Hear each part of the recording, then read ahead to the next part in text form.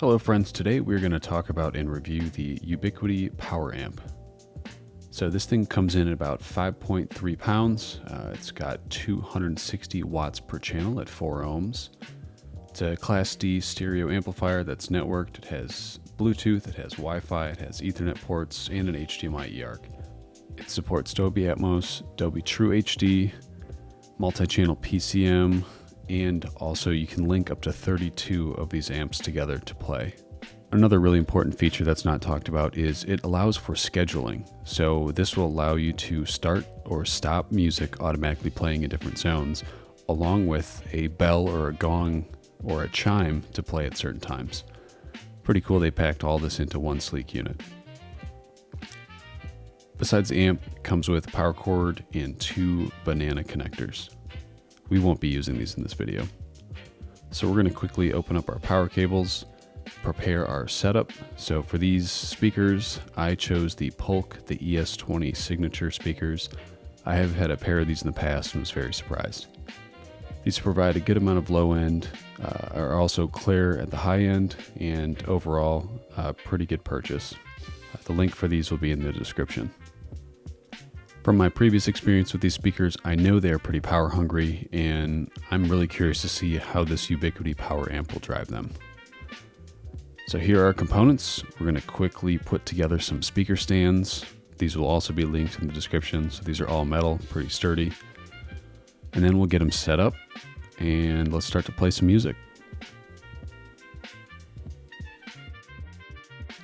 So we're just going to drop these things on the stands. I know for the room, this is not the optimal listening experience, but for right now, this is going to have to do.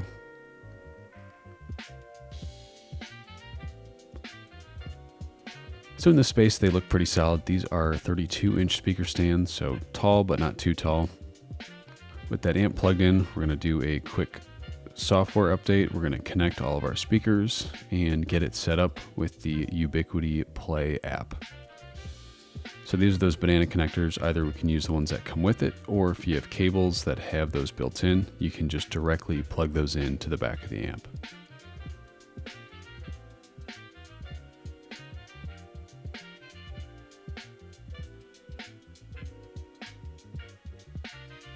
Another feature I really like about this is right out of the box with no configuration, it'll let you start to AirPlay and also stream music to it, which is pretty cool. You don't need an account for any of that. You just grab out your iPhone and can start casting from there. So after downloading the Play app, there's a really quick and easy setup. This will basically let you name the amp, let you change EQ settings, and set those schedules that I was talking about. So with your iPhone or Android device near it, you just download the Play app. It'll automatically connect your amp, and you can set it up with your Wi-Fi or Ethernet. For the audio portion of this test, I'm going to position the mic at about mid-chest height on the couch. So you guys probably won't see it, but here's basically what I'm using. It's going to be positioned behind the camera and slightly in between both speakers, so you can try to get a feel of what this would sound like on a couch. Again, we do have a few air purifiers running and some other background noise, but for the most part, you shouldn't be able to hear that for the duration of this test. They sold me a world so shiny, so bright, but the frames keep falling. Can't hold the fight, my input's lagging, my patience thin. These pixel dreams where I can't even win. They told me smooth, they told me fast, but this operation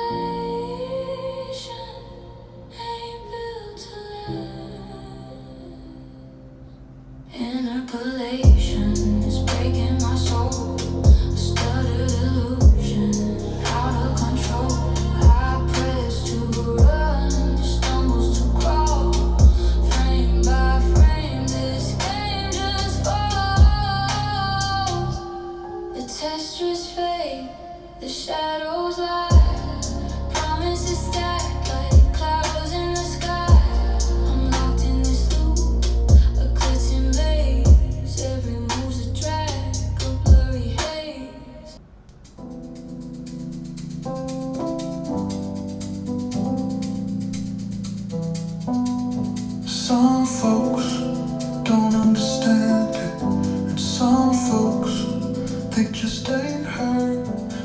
Some folks take it for granted, 'cause some folks think it's absurd, but you can feel it in the air, and you can see it in the night, and you can see it in the moon, and you can see it in the light. You're in the presence of the Lord. You're in the presence of the Lord. You're in the presence of the Lord. You're in the presence of the Lord. I feel it. I know it. I know it's real. I feel it.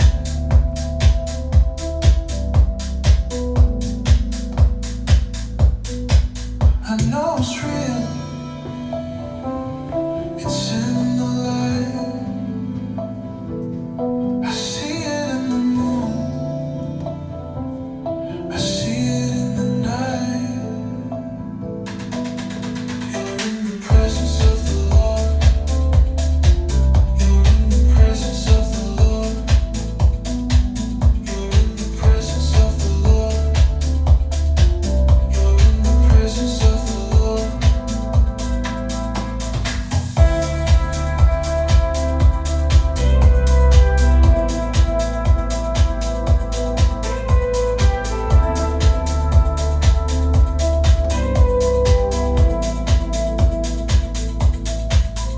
I feel it.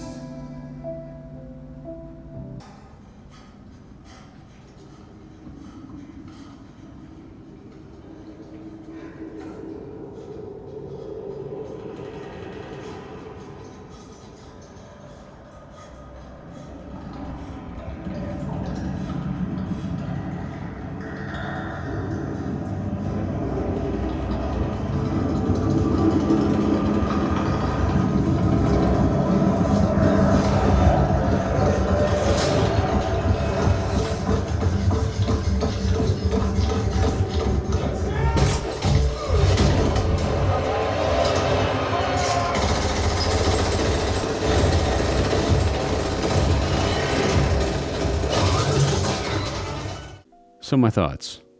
For the price point and the features, I don't think you can go wrong with this thing, especially if you have a smart home or want to do a whole home integration with different audio zones. It's kind of nice. You can actually throw all of these in a rack and nicely see labeled zone on the screen. Or if it's something you want to use on your desk, you have that touchscreen with rotary volume. So basically it's something that you can use without a phone. In the near weeks, I'm going to try to also get one of the audio ports, which is their smaller streaming device. So this basically will let you network it into that other amp or zone of amps. So I have some Atom audio speakers on my desk, which I would love to add some streaming features to. And maybe that's just the device for it. Overall, the amp sounds great. Fantastic bandwidth. Response was great, especially with the HDMI eARC. I've spent some time watching movies, watching TVs through my TV with that amp, and or a commercial installation. This would definitely be something I would recommend. Thanks for tuning in, you guys, and hope you enjoy. Let me know in the comments below what amplifiers and what speakers you guys like to listen to, or what sort of system you're currently building.